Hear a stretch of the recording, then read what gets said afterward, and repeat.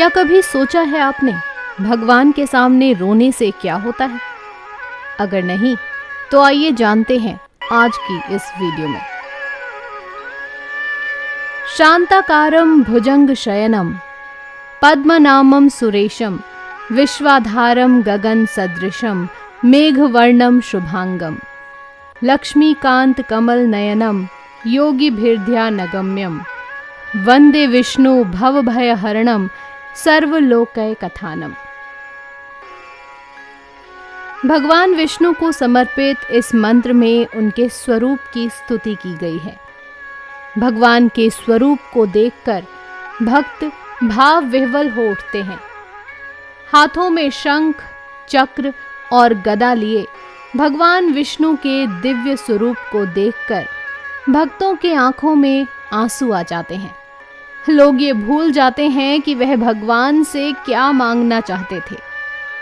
ऐसा आपने प्राचीन काल में तपस्या कर रहे कई भक्तों की कहानी सुनी होगी। भगवान के पास रोने से क्या होता है?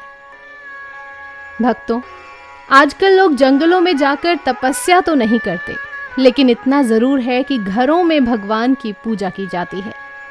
मंदिरों में जाकर लोग मत्था टेकते हैं, लेकिन क्या कभी आपने ऐसा देखा है कि मंदिर जाते ही लोग भगवान को प्रणाम करते हैं और फिर उनके आंखों से अश्रुधारा बहने लगती है? ऐसे में क्या कभी आपने सोचा है कि भगवान के सामने आंखों से आंसू बहने यानी रोने से क्या होता है? दरअसल जब शुद्ध मन से भगवान के दिव्य स्वरूप का ध्यान करते हैं और उनका स्वरूप आपकी बंद आंखों के सामने होता है, तो उनके अद्भुत स्वरूप को देखकर भाव विह्वल हो जाना भी आंखों से आंसू आने का एक कारण हो सकता है। इसके अलावा अगर आपके जीवन में कोई ऐसा कष्ट आता है, आपको ऐसा लगने लगता है कि किसी भी तरह से इस कष्ट से मुक्ति मिले, तो आप भगवान को याद करते हैं। आपका भगवान पर विश्वास इतना अटूट होता है कि आप किसी भी संकट के समय अपने माता पिता की तरह उन्हें याद करते हैं।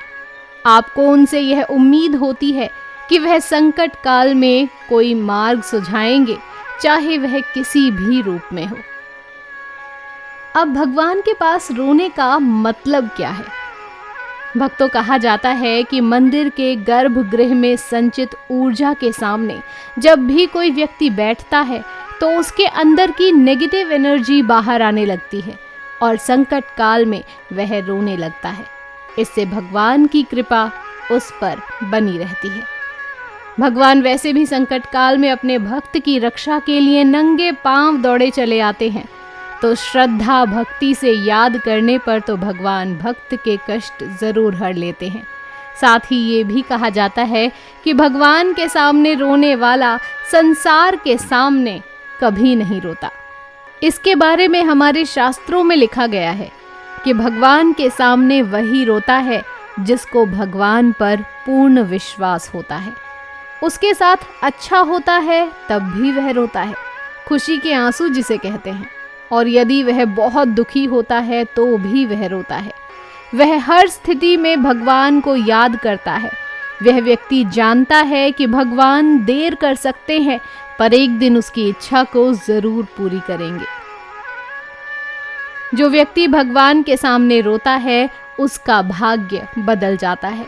उस पर भगवान की कृपा होने लगती है। उस व्यक्ति के साथ चाहे कुछ अच्छा ना भी हो, तो भी उसका भगवान पर पूर्ण भरोसा होता है कि भगवान ही उसकी सहायता करेंगे। वह हर दुख में भगवान को याद करता है और सुख में भी भगवान को नहीं भूलता। उस व्यक्ति का मन पवित्र होने लगता है और उसके अंदर आध्यात्म का विकास होने लगता है और उसका मन भगवान की भक्ति में लगने लगता है। जब भी कोई व्यक्ति भगवान के सामने जाता है तो उसका दर्द, उसका दुख वह भगवान को बताता है। हमारे मन की हर एक बात भगवान जरूर जानते हैं। वह अंतर्यामी है, उनसे कुछ नहीं छुपता है। जब किसी व्यक्ति को भगवान के पास जाते ही रोना आता है, तो उसे यदि मुसीबतों से जल्दी बाहर निकलना है तो उसे भागवत गीता पढ़ना शुरू कर देना चाहिए, क्योंकि जब कोई दुखी व्यक्ति भगवत गीता पढ़ता है तो उसे बहुत जल्दी भगवान सही राह दिखा देंगे। अगर कोई विधिपूर्वक भगवत गीता पढ़ता है तो उसके जीवन में चमत्कार जरूर होता है। आप भगवान की स्तुति करें, वो आपके जीवन के बड़े से बड़े संकट को दूर कर देंगे। ओम नमो भगवते वासुदेवाय नमः।